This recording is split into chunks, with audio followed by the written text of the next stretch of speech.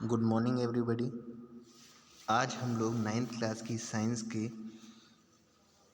चैप्टरों का रिवीजन करने जा रहे हैं, जिसमें आप देख रहे हैं कि सेकंड टर्म में आपके ये 5 चैप्टर आएंगे। अगर मैं बात करूं केमिस्ट्री में तो चैप्टर नंबर 3 और 4 एटम एंड मॉलिक्यूल और स्ट्रक्चर ऑफ एटम। और मैं बात करूं फिजिक्स में तो gravitation and work and energy. और चैप्टर नंबर 13 जो कि बायो का चैप्टर है, why do we fall ill. इतना आपके सिलेबस में आएगा टर्म 2 के एग्ज़ाम में। आइए हम लोग स्ट्रक्चर ऑफ एटम के रिकैप नोट्स देख लेते हैं। जिन बच्चों ने नोट्स नहीं बनाए हैं एटलीस्ट वो इन्हें देखें और इनको कॉपी में नोट डाउन करें ताकि वो लर्न कर पाए। और आपकी कॉपीज़ भी चेक होंगी। आप अपनी कॉपी दिखाने के लिए 5 फरवरी से आ सकते हैं, ठीक है। सबसे पहले हम पढ़ते हैं स्ट्रक्चर ऑफ एटम में atom and molecule. Atom and molecule are the fundamental building block of matter. किसी भी मैटर को बनाने के लिए जो सबसे छोटी चीज़ होती है वो या तो मॉलिक्यूल होंगे या एटम होंगे। जब मॉलिक्यूल मिलते हैं, एटम मिलते हैं तो मॉलिक्यूल बनते हैं। The existence of different kind of matter is due to different atom constituting them. आप अपने आसपास जितने भी अलग अलग तरीके के मैटर देखते हैं उसका रीज़न यह है कि यहाँ पे अलग अलग तरीके के मैटर हैं, अलग अलग तरीके के एटम हैं। जो अलग अलग तरीके के एटम जब मिलते हैं तो अलग अलग तरीके के मैटर बनते हैं। Atom is divisible and consist of सब एटॉमिक पार्टिकल। एटम जो होता है वो डिविजिबल होता है, उसे बांटा जा सकता है और उसके कुछ सब एटॉमिक पार्टिकल होते हैं। इससे पहले हमने डाल्टन एटॉमिक थ्योरी पढ़ी थी जिसमें हमने देखा था कि एटम को डिवाइड नहीं किया जा सकता, लेकिन अब हम पढ़ रहे हैं कि एटम को बांटा जा सकता है, इसके सब एटॉमिक पार्टिकल होते हैं।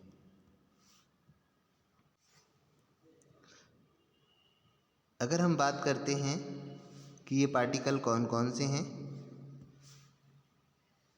तो देखेंगे कि 3 पार्टिकल होते हैं, इलेक्ट्रॉन, प्रोटॉन और न्यूट्रॉन। आइए आगे इनके बारे में पढ़ते हैं। The atom is mainly made up of 3 सब एटॉमिक पार्टिकल। 3 सब एटॉमिक पार्टिकल होते हैं, एक इलेक्ट्रॉन, एक प्रोटॉन और न्यूट्रॉन। मतलब इलेक्ट्रॉन, प्रोटॉन और न्यूट्रॉन ये 3 सब एटॉमिक पार्टिकल हैं जो एटम के अंदर पाए जाते हैं। The atom is the neutral in nature. Atom जो ओवरऑल होता है वो नेचर में न्यूट्रल होता है। Since it has a equal number of negatively and positively charge particle. ऐसा इसलिए होता है क्योंकि उसमें नेगेटिवली चार्ज पार्टिकल और पॉजिटिवली चार्ज पार्टिकल जो होते हैं वो इक्वल अमाउंट में होते हैं। अगर आप देखेंगे तो इसमें जो आपको सेंटर दिख रहा है इसको हम कहते हैं न्यूक्लियस, जिसमें प्रोटॉन और न्यूट्रॉन रहते हैं। और इसके साइड में जो आपको ऑर्बिटल्स दिख रही हैं, ये शेल दिख रहे हैं, इन्हें हम कहते हैं, इन शेल में इलेक्ट्रॉन रिवॉल्व करता है और इलेक्ट्रॉन यहाँ रहता है। मतलब अगर हमसे कोई पूछे न्यूक्लियस में रहने वाले 2 सब एटॉमिक पार्टिकल कौन से हैं तो हम कहेंगे प्रोटॉन और न्यूट्रॉन, और जो ऑर्बिटल में चक्कर काटता है, शेल्स में चक्कर काटता है, वो है इलेक्ट्रॉन। ये चार्ट आप अच्छे से देख लीजिए, इसमें एक ब्रीफ डिस्क्रिप्शन दे रखा है इलेक्ट्रॉन, प्रोटॉन और न्यूट्रॉन के बारे में, कि इलेक्ट्रॉन, प्रोटॉन और न्यूट्रॉन की सारी बातें इसमें दे रखी हैं। सबसे पहले हम देखते हैं इनकी डिस्कवरी के बारे में। तो इलेक्ट्रॉन की डिस्कवरी जे थॉमसन ने करी, प्रोटॉन की डिस्कवरी ई गोल्डस्टीन ने की है और न्यूट्रॉन की डिस्कवरी जेम्स चैडविक ने की थी। इसके लिए आपको एक शॉर्टकट दिया गया था, ईंट पर नाच। पर मतलब पी से रदरफोर्ड, लेकिन बाद में रदरफोर्ड ने नाम दिया, उससे पहले गोल्डस्टीन कर चुके थे। तो आप इतना याद रख लीजिएगा, अगर डायरेक्ट नाम याद रख सकते हैं तो अच्छी बात है। बात करते हैं लोकेशन की, ये पाया कहाँ जाता है। तो इलेक्ट्रॉन जो हैं वो अराउंड द न्यूक्लियस पाए जाते हैं, मतलब शेल्स में पाए जाते हैं, ऑर्बिटल में पाए जाते हैं। और प्रोटॉन और न्यूट्रॉन की बात करते हैं तो ये दोनों ही न्यूक्लियस में पाए जाते हैं। अगर सिंबल की बात करते हैं तो सिंबल जो है इलेक्ट्रॉन का वो ई से शो करते हैं, प्रोटॉन का पी से शो करते हैं, न्यूट्रॉन का एन से शो करते हैं। इसमें -1 E0 ऐसे भी दिखा सकते हैं, 1P1 ऐसे भी दिखा सकते हैं, 0N1 इस तरीके से भी आप दिखा सकते हैं। बात करते हैं नेचर की, तो इलेक्ट्रॉन जो होता है वो नेगेटिवली चार्ज होता है, प्रोटॉन पॉजिटिवली चार्ज होता है और न्यूट्रॉन न्यूट्रल होता है। रिलेटिव चार्ज की बात करते हैं रिलेटिव चार्ज मतलब यहाँ कंपैरिजन कर रहे हैं, इस पे -1 होता है, इस पे +1 होता है, इस पे 0 चार्ज होता है, कोई चार्ज नहीं होता। ऑब्सोल्यूट चार्ज मतलब जो रियल चार्ज होता है वो कितना लगा होता है। चार्ज की यूनिट हमें मालूम है कूलॉम्ब होती है, इसलिए ये दोनों में C लगा रखा है। इसका मैग्नीट्यूड माइनस में होता है, ये प्लस में होता है, केवल साइन का फ़र्क है। वैल्यू दोनों की इक्वल होती है 1.60 इंटू 10⁻⁻19 कूलॉम्ब, चाहे प्रोटॉन हो या इलेक्ट्रॉन हो। इलेक्ट्रॉन नेगेटिवली चार्ज होता है, इसलिए यहाँ मैग्नीट्यूड माइनस में है। न्यूट्रॉन की वैल्यू होती है 0। अब बात करते हैं रिलेटिव मास की। इसका रिलेटिव मास होता है 1/1838।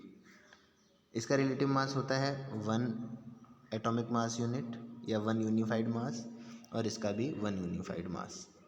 यहाँ हम कंपैरिजन करके बता रहे हैं, इसलिए रिलेटिव बोला है। जैसे रिलेटिव चार्ज बोला था वैसे रिलेटिव मास। अगर ऑब्सोल्यूट मास की बात करें तो ऑब्सोल्यूट मास जो होता है वो प्रोटॉन और न्यूट्रॉन जो होते हैं उनका मास इक्वल होता है 1.67 इंटू 10⁻⁻24 ग्राम। और इसके कंपैरिजन में अगर हम देखें इलेक्ट्रॉन का, तो कोई भी मतलब बहुत ना के बराबर वैल्यू होती है इसकी, नेग्लिजिबल होती है, 9.109 इंटू 10⁻⁻28। हमारा जो अगला टॉपिक है वो है स्ट्रक्चर ऑफ एटम। यहाँ हम एक एक करके स्ट्रक्चर्स के बारे में पढ़ेंगे। हमारे सिलेबस में टोटल 3 मॉडल हैं। तो सबसे पहला मॉडल है थॉमसन मॉडल, जिसे आप प्लम पुडिंग मॉडल या वाटरमेलन मॉडल या रेजिन मॉडल कहते हैं। An atom consist of a positively charge sphere and the electron are embedded in it. इन्होंने कहा था एटम जो होता है वो पॉजिटिवली चार्ज स्फीयर होता है, जैसे तरबूज होता है उस तरह से एक चार्ज स्फीयर जो होता है वो पॉजिटिवली चार्ज होता है, और इलेक्ट्रॉन उसमें एम्बेडेड होते हैं, जैसे तरबूज में बीज एम्बेडेड होते हैं। आगे बात करते हैं, कहता है the negative and positive charge are equal magnitude. Negative और पॉजिटिव जो होते हैं वो बराबर बराबर होते हैं मैग्नीट्यूड में, जितना नेगेटिव होगा उतना पॉजिटिव होगा। तो ओवरऑल एटम की बात करता है इलेक्ट्रिकली, इन्होंने ओवरऑल एटम को न्यूट्रल बताया।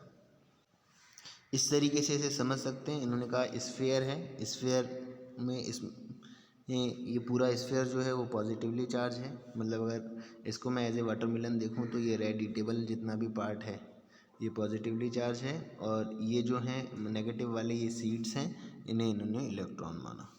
लेकिन ये मॉडल ज़्यादा सक्सेसफुल नहीं रहा और इसको चेक किया गया रदरफोर्ड के द्वारा, और उन्होंने जो मॉडल दिया वो था मॉडल गोल्डफाइल मॉडल। रदरफोर्ड ने अपना जो मॉडल दिया उन्होंने उसमें क्या लिया, एक जिंक सल्फाइड की पट्टी ली और बीच में एक गोल्डफाइल रखी और उस पर अल्फ़ा पार्टिकल मतलब हीलियम के न्यूक्लियस की बम्बार्डिंग कराई। तो उन्होंने जो देखा वो ऑब्जर्वेशन मिले उन्हें, और ऑब्जर्वेशन से उन्होंने कुछ रिज़ल्ट निकाले। आइए हम उन रिज़ल्ट के बारे में समझने जा रहे हैं। तो सबसे पहले उन्होंने क्या किया, उन्होंने कहा कि most of the fast moving alpha particles pass straight through the gold file. जैसे ज़्यादा से ज़्यादा अल्फ़ा पार्टिकल थे वो स्ट्रेट चले गए गोल्ड फाइल से। सेकेंड ऑब्जर्वेशन उन्होंने देखी, कुछ अल्फ़ा पार्टिकल थे वो थोड़ा डिफ्लेक्ट हो गए स्मॉल एंगल से। और थर्ड अल्फ़ा पार्टिकल देखी कि लगभग 12,000 पार्टिकल में ऐसा अपीयर हुआ कि कोई एक रिबाउंड हुआ, appear to be rebound, out of every 12,000 particle appear to a rebound, मतलब एक पार्टिकल उसमें रिबाउंड हुआ। ये आपको समझाया गया है।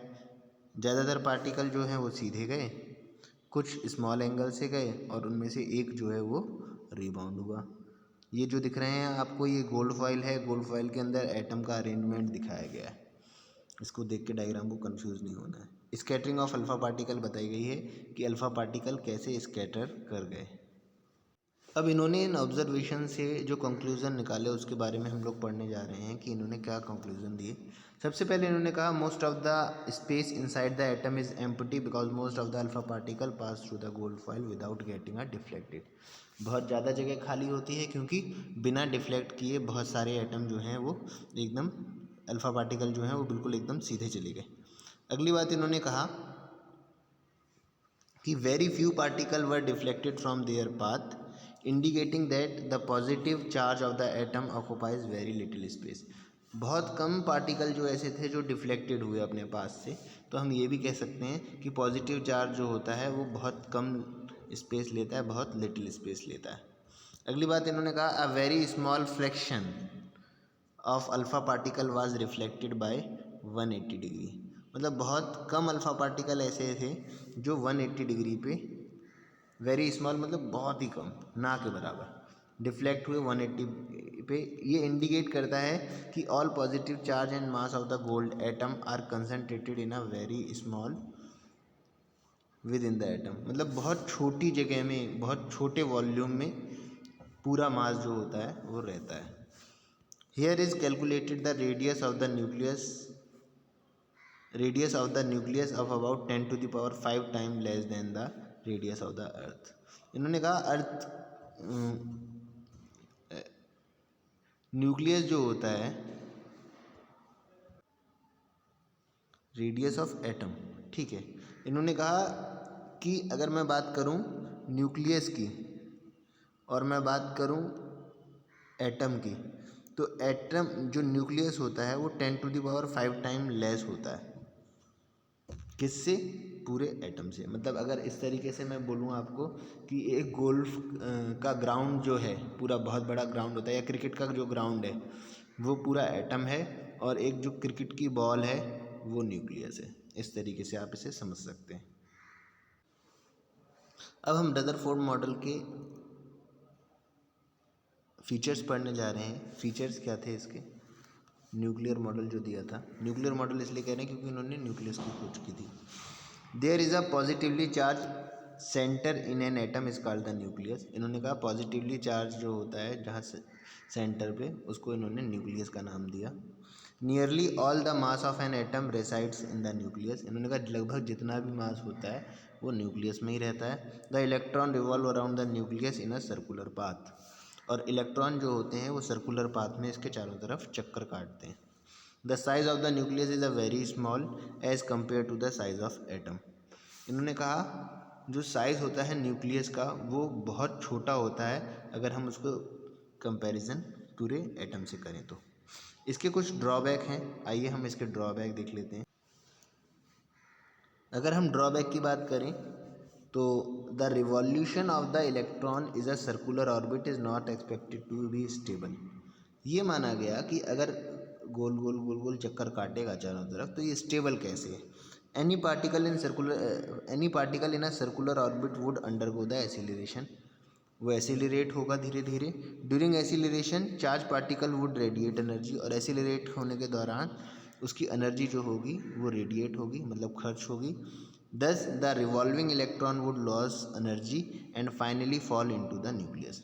इससे क्या होगा, जो रिवॉल्विंग इलेक्ट्रॉन है वो घूमता रहेगा रेगुलर, और एंड टाइम पे वो जाके न्यूक्लियस में गिर जाएगा। If this were so the atom should be highly unstable but atom are quite stable. अगर ऐसा होता है तो एटम को क्या होना चाहिए, अनस्टेबल होना चाहिए। लेकिन हम देखते हैं एटम जो है वो बहुत ज़्यादा स्टेबल है। एटम नहीं देखते हैं, हम ऐसे देखते हैं कोई भी मैटर है वो जहाँ है वो वहाँ रहता है, स्टेबल होता है। ऐसा नहीं है वो कुछ देर बाद गायब हो जाए। ये डायग्राम आपको याद आ गया होगा। इन्होंने कहा बीच में पॉजिटिव चार्ज रहता है और इलेक्ट्रॉन इसकी चारों तरफ चक्कर काटता है और एनर्जी रेडिएट करेगा, तो इसका जो सर्कुलर पाथ है वो छोटा होता जाएगा और इसमें जाके गिर जाएगा। ऐसा इनसे पूछा गया तो ये नहीं बता पाए भाई कि वास्तव में ऐसा क्या होता है। तो ये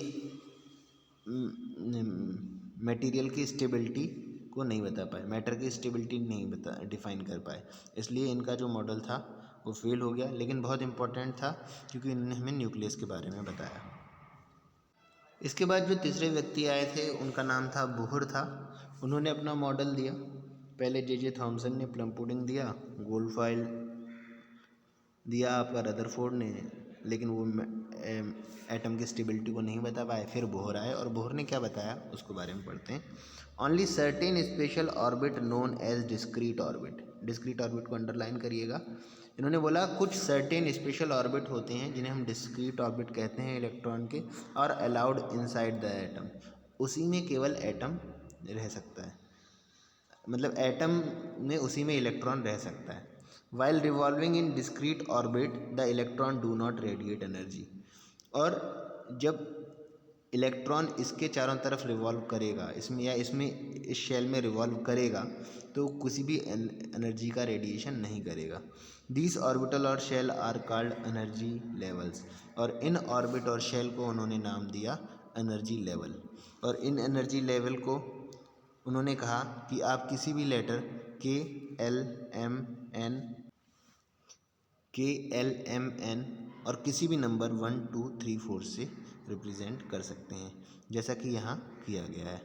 इन्होंने देखिए बताया है ये न्यूक्लियस है और न्यूक्लियस के चारों तरफ 1 2 3 4 KLMN ये सारे शेल्स बनी हुई हैं, और इसमें जैसे जैसे हम बाहर जाते हैं वैसे वैसे एनर्जी जो होती है वो इंक्रीज़ होता है। ये फर्स्ट एनर्जी लेवल, ये सेकंड एनर्जी लेवल, ये थर्ड एनर्जी लेवल, ये फोर्थ एनर्जी लेवल। अब हम ये देखने जाएंगे कि इसमें नंबर ऑफ इलेक्ट्रॉन कितने रहेंगे शेल में, ये कैसे डिसाइड किया गया। इन्होंने हमें ये बताया कि कैसे इलेक्ट्रॉन डिस्ट्रीब्यूट होंगे डिफरेंट ऑर्बिट्स में। तो the distribution of electron into a different orbit of an atom was suggested by Bohr Bury. ये हमें बताने वाले थे बोहर-बरी।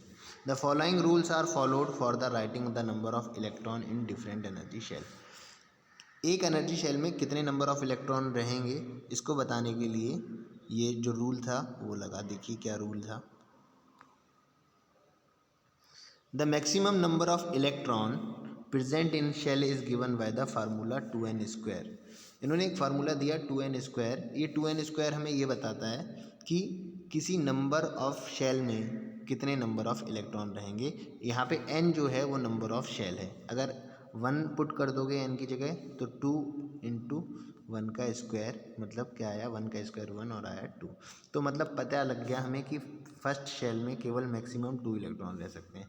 यहाँ पे हम 2 पुट करेंगे तो 2 का स्क्वायर 4 और 4 2 जा 8, तो हमें पता लग गया सेकंड वाली शेल में मैक्सिमम 8 इलेक्ट्रॉन रह सकते हैं। लेकिन इसके साथ इन्होंने एक दो बातें और भी बताई थी, आइए सारी बातें जानते हैं। Here the maximum number of electron in different shells are as follows. ऐसे हो सकते हैं, कह रहा है के शेल है उसमें मैक्सिमम इलेक्ट्रॉन 2, सेकंड शेल में मैक्सिमम इलेक्ट्रॉन 3, थर्ड शेल में मैक्सिमम इलेक्ट्रॉन 18, फोर्थ शेल में मैक्सिमम इलेक्ट्रॉन 32 रह सकते हैं।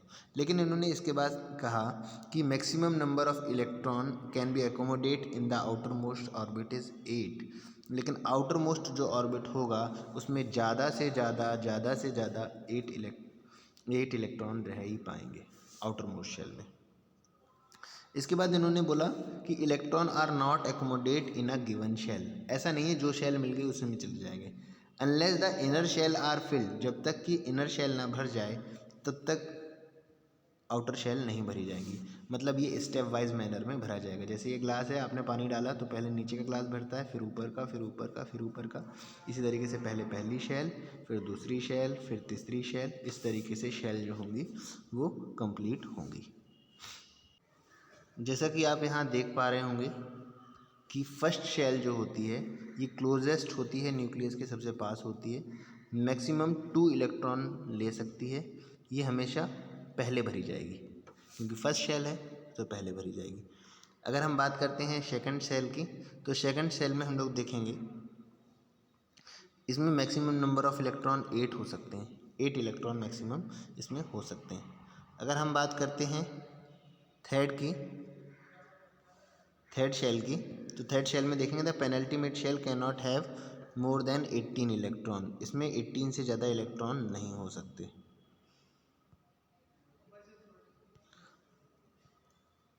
और when the third shell was got 8 electron, जब थर्ड शेल को 8 इलेक्ट्रॉन मिलते हैं तो next 2 electron are filled in fourth shell.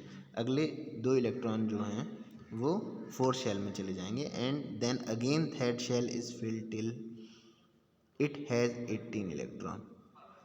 या हम तब तक उसे भरेंगे जब तक कि उसमें 18 इलेक्ट्रॉन ना हो जाए। मतलब अगर हमारे पास 18 इलेक्ट्रॉन सफिशिएंट नहीं है तो हम 8 इलेक्ट्रॉन भर के अगली वाली शेल में इलेक्ट्रॉन को भरेंगे। इसके बाद हमारा नेक्स्ट टॉपिक जो है वो वैलेंसी है, वो हम नेक्स्ट क्लास में कंप्लीट करेंगे। Thank you very much.